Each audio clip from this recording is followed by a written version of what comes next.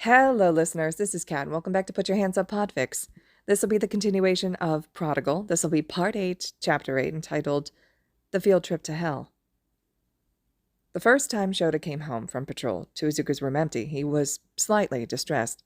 He had phoned Naomasa and confronted Bakugo after class about the problem child's disappearance, and they both told him that Izuku did that now. His missions were top secret and were ordered by the police, though they did not know Viridian's identity. The kid had appeared 2 days later at 1 a.m. with a broken wrist and purple circles under his eyes, smile soft and bright. Immediately, Shota had instituted a rule. If the kid had a mission, he actually informed his guardian, and then said guardian did not have nightmares of him dying in horrifying ways until he returned. That last part, he found, was not necessarily true. Even when he knew where Izuku was, the terror of losing the newly found child continued. Moving Izuku into his small home near UA had not been difficult. The kid had 2 bags of belongings to his name. He had carried one and Bakugo had carried the other. Naomasa had hugged the kid tightly and ruffled his hair before saying that he would see him soon. The trio had left the detective's home and headed toward the station. While they walked, the boys chatted in hushed tones about Izuku's latest capture, which disturbed Shota to a degree he could not truly fathom, and Shota had wallowed in his own shame and fury. Those emotions had yet to diminish. Aizawa sighed, running a hand over his face. He pinched the bridge of his nose. 2 weeks. The problem child had been living with him for 14 days, but had only really been there 6 of them. Eri had no idea he was there. As much as he had grown to dislike Mirio with the information he had learned, he dared not deprive her of another one of her heroes. She deserved every happiness she could get. "Sho," speaketh the devil. Shota turned toward the sweet voice, feeling his expression immediately soften. Her hair was still in long braids that Tsuyu had put them in the night before, delicately twisted around her horn. She had chosen her pale yellow dress with the roses that brought out the color of her eyes. He smiled gently. "Good morning, Eri.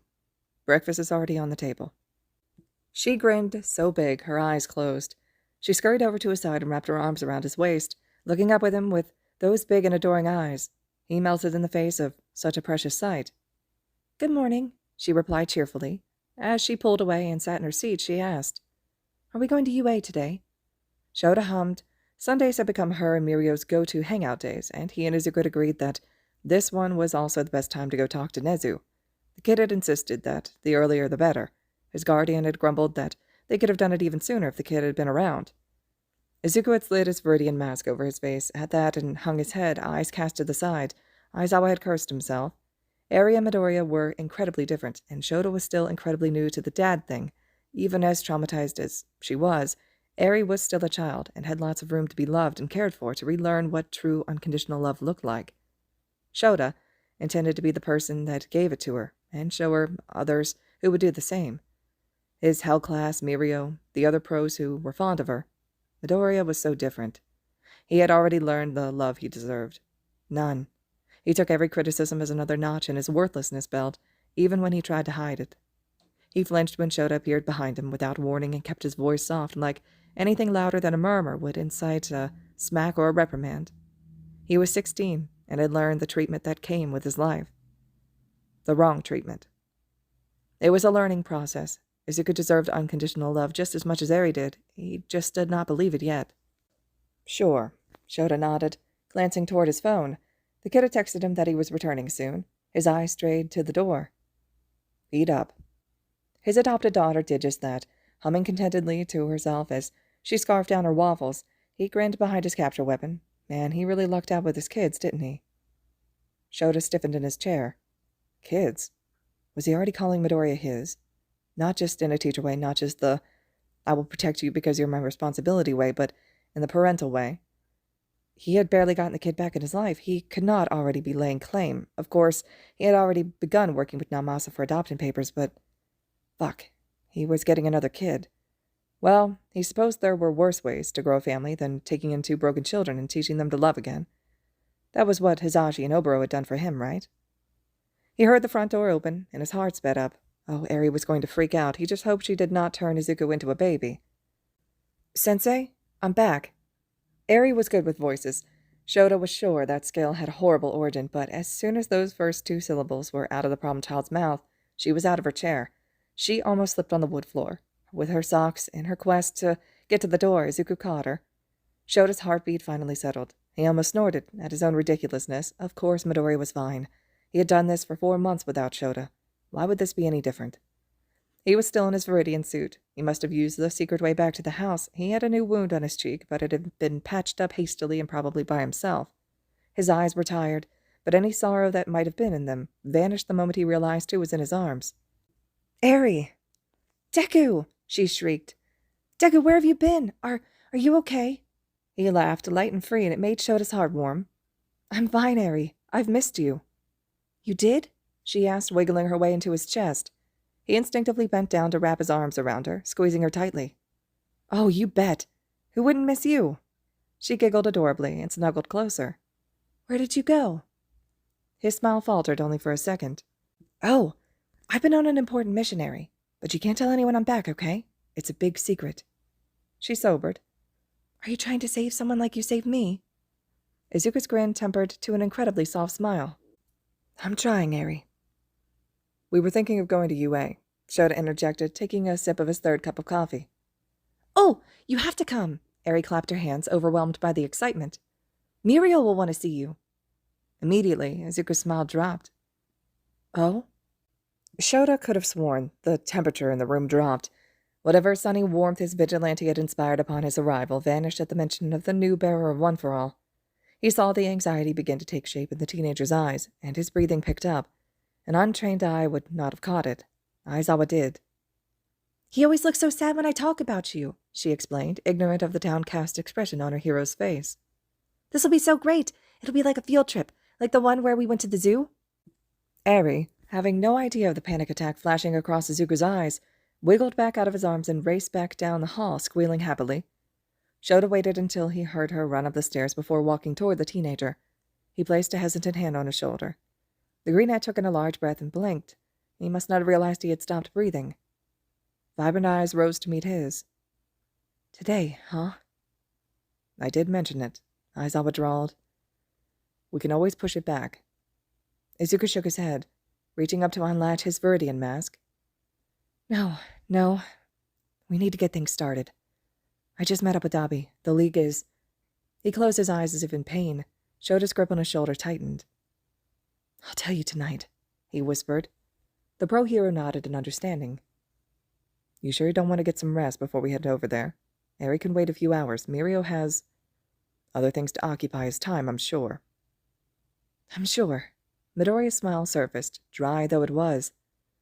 "And it's fine. I'll just crash tonight. Not the first time I've gone without sleep." Shota frowned behind his scarf, but nodded.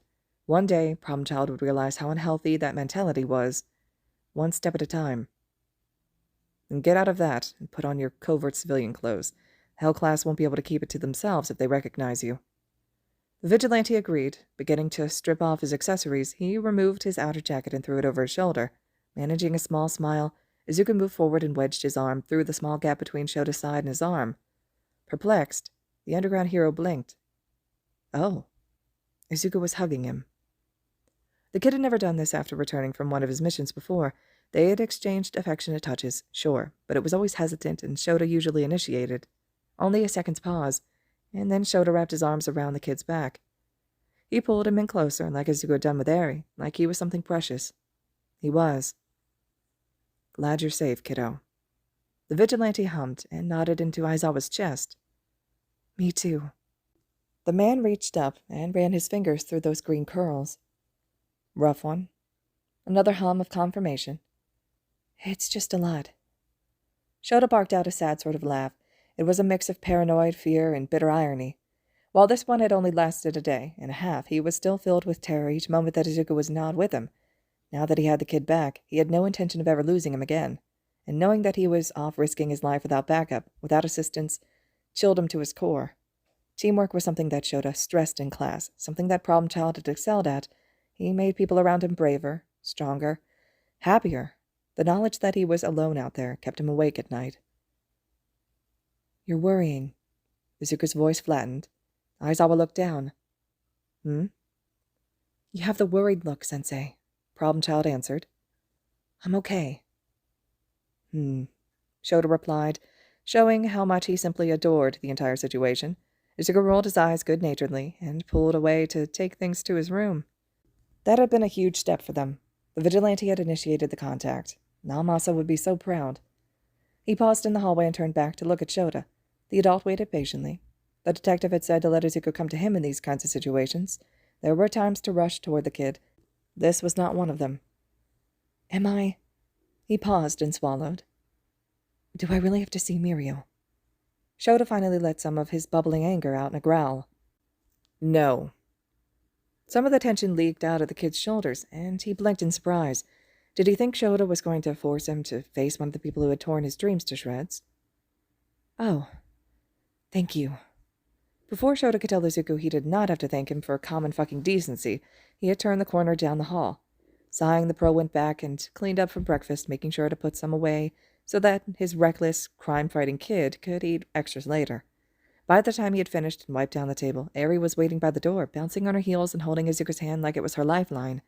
She was babbling on about something that Hato had helped her make several weeks ago. Izuku's curls were catching the early morning light, and his eyes were crinkled in an enthusiastic smile. Shota smirked at the sight his kids presented. Adorable.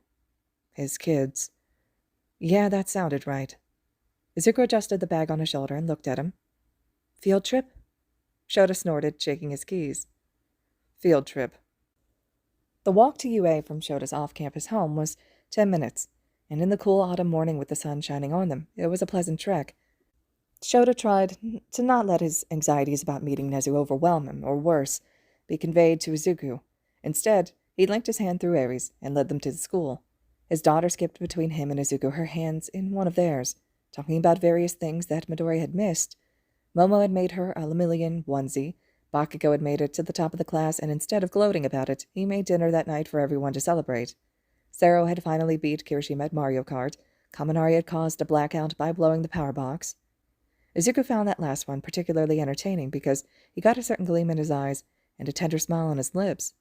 Aizawa hummed appreciatively. The kid deserved a smile. The gates came into view, and Shota did not acknowledge the stumble in Izuku's step.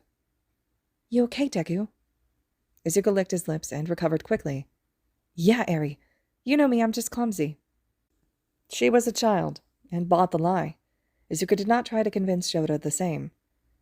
Entering the school went by without any commotion. As they got into the elevator to go to the 3rd floor, where Nezu's office was, Aizawa leaned over and muttered, Text Bakugo that you're here. If you need a quick escape, he can hide you in his dorm until I can come get you. Izuku nodded and pulled out his phone. Eri, who had not noticed, continued talking about the new ice cream that Mina had introduced her to. The elevator doors opened, and they exited. Shota knelt in front of his daughter and pushed a stray hair behind her ear. Those crimson eyes glittered with glee. It was a good day for her.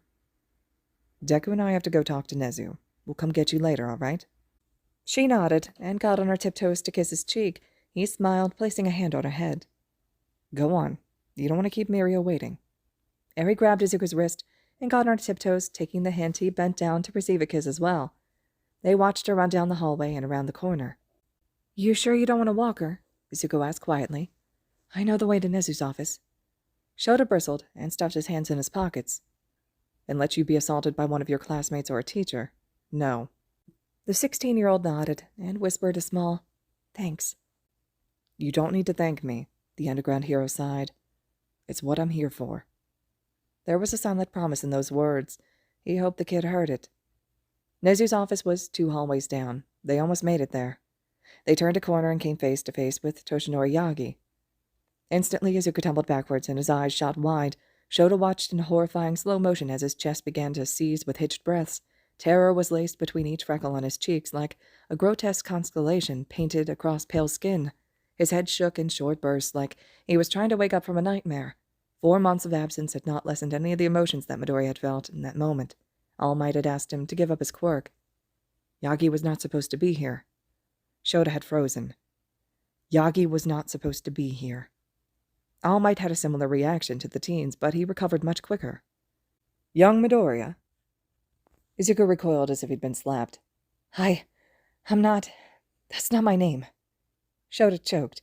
The sudden thought of course he doesn't want to be called Midoriya, his mother kicked him out and practically disowned him, you fucking idiot, crossed his mind at the same time that, if you murder Yagi right now, no one will have to know, and the war was a hard one. He didn't decide a winner quickly enough because Yagi was talking again. "Where have you been, my boy? Namasa came here looking—" "I'm not your boy," Izuku raps, trying to sound angry, but coming off as broken, and showed his heart toward the sound. No one should make him feel like that. No one should inspire such heartbreak in someone so young. I'm not your anything." Izuku's breathing was continuing to pick up its pace.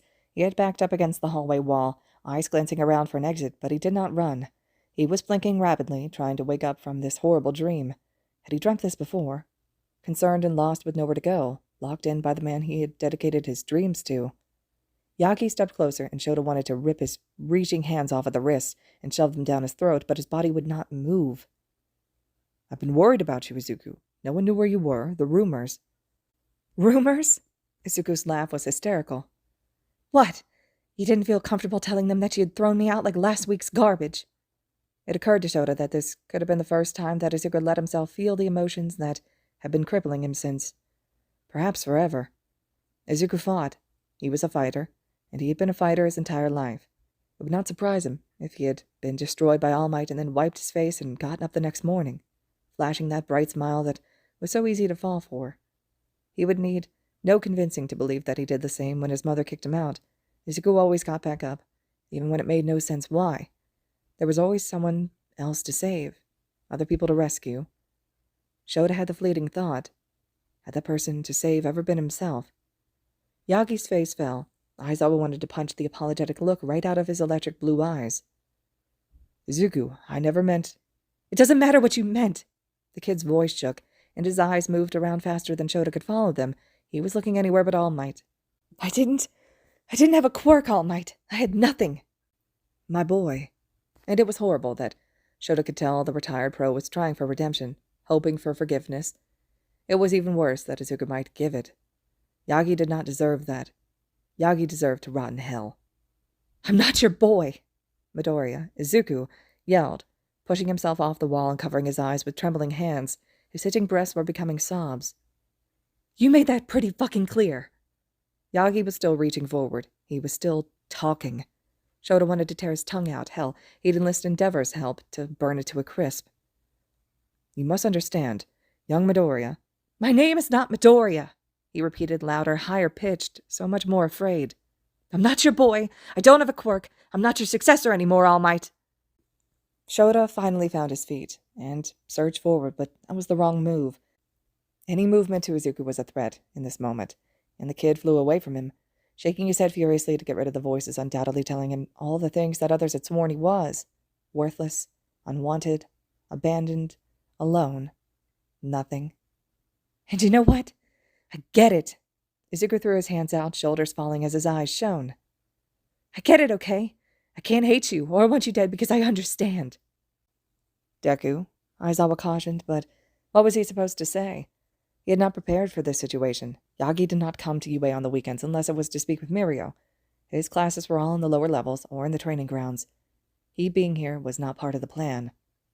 Izuku gulped with a shriek of laughter that sounded a lot like a wail. He thrust his arms out and shrugged as they shook. "I'm just like that, though, right?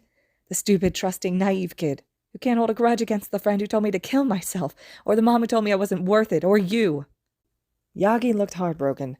His eyes had widened, and whatever he was going to say died on his tongue. He had nothing in the light of this devastation. The Midoriya Izuku he had known was brave, valiant, and happy. He had hidden his trauma under courageous speeches and heroic acts of selflessness. His grin had been like Yagi's own, inspiring all he met.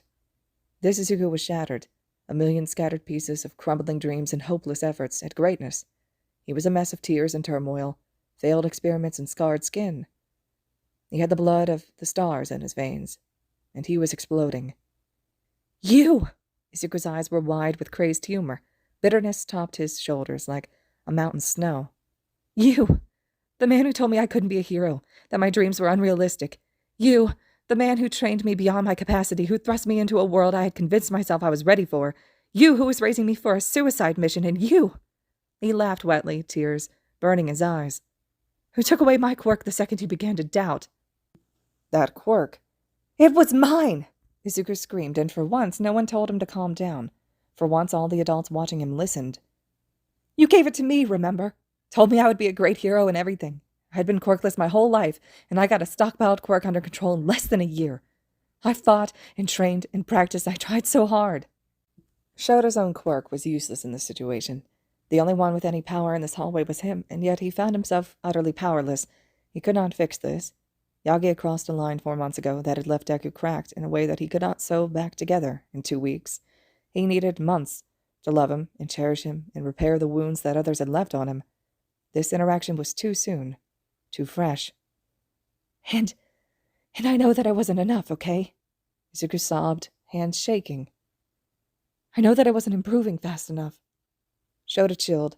He could remember saying something similar, back when he had no idea that the kid's quirk was new, and had not been his for more than 6 months. Back when he thought all that Izuku had been was another privileged kid who had not bothered training his quirk. But I was trying so hard to do it right. I woke up at 5 to train. I stayed up till 12 studying. He gasped, a horrible wet and croaking sound that cut Shota's chest so deeply he clutched the front of his shirt. I wasn't the top of the class, I know. But I'm me, so I'll never be that. But I was giving it my all. Isn't that what you ask of us, All Might? Isn't that what I was supposed to do? They had all failed him. In one way or another, Izuku had suffered because of everyone else. Self-fulfilling prophecy. People told the green bean his life was not worth anything, so he threw it away in the name of heroism. People told him that he was useless, so he made himself believe he had to prove his usefulness at whatever cost. People abused him and mistreated him, so he accepted it as normality.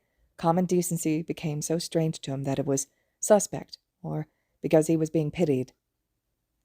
You told me that I needed to try something more realistic, and then 2 hours later you offered me the chance to be more, and I believed you. Izuku babbled, tears slipping down his cheeks and catching the morning light like molten gold. And you made me believe I could be something more than a quirkless nobody. Made me believe I could be something, and I did. And then I gave everything to you, to this. He waved his arms around at the walls of the hallway, of the classrooms that lay beyond the doors. I gave every single part of myself, sacrificed my bones and my life to this, and it still wasn't enough. Why? He stepped closer, shoulders shaking with the weight of suppressed sobs, and all Shota wanted to do was run toward him and take him into his arms. He wanted to hold him, hug him, tell him how much he was worth, how well he had done, how much he had accomplished, how he was more than enough. It had always been, just the way he was. Quirk or no, Izuku was enough because he was Izuku, and that was all anyone should have ever wanted. Everyone had told him that he was unrealistic, that his dreams would get him killed. Everyone had told him he was a dying star. So that was what he became. No one had ever told him differently. It was pathetic in its own way that Bakugo, the child, had apologized for his past transgressions before any of the grown-ass adults in Izuku's life. It was sad that these 16-year-olds had a better grasp on forgiveness and redemption, of earning back the trust and compassion of those you've wronged, than these men who had seen death and carnage and destruction. Shota's thoughts stalled. There was no distinction. Those same 16-year-olds had seen the exact same, and yet they had come out the better, the kinder. Why wasn't I enough? Izuku whimpered, smile stained with tears and sorrow. Why am I never just enough? Izuku, stop. Shota stepped forward. Izuku stepped back. He was crying, openly and hoarsely. A weak chuckle escaped his trembling lips, and he croaked. Hey, but I get it. Crybaby Midoriya. Problem child Midoriya. I wouldn't want a weak, useless, cowardly successor either. Eri and Mirio chose that moment to walk around the corner behind All Might. Izuku's eyes latched onto Mirio's instantly. There was a moment of intense silence, and then Izuku ran. He sprinted back the way they'd come, back toward the elevator. Shota took the opportunity to clock Yagi across the face several times, and then turned to race after his kid. Eri shouted behind him, Mirio's call quickly following hers. He heard their footsteps behind him, but did not stop to look. He rounded the corner and pushed himself off the wall. Deku! Izuku did not stop. Instead, he changed directions. Abandoning the elevator, he twisted on his heel. Sliding down to his knees, he sprung back up, a practice move, and vaulted toward the windows. Izuku! Shota urged his feet to move faster. The vigilante brought his arms in front of his face and hit the glass head-on. He must have kept his gauntlets on under his hoodie because the windows shattered. He dropped out of Shota's view. There was a crack of thunder, and Shota's heart stopped in his chest. An arc of green lightning raced after him. All right, listeners, this concludes Chapter 8 of Prodigal. Chapter 9 will be next. I hope you all are still enjoying, and as always, thank you so much for listening.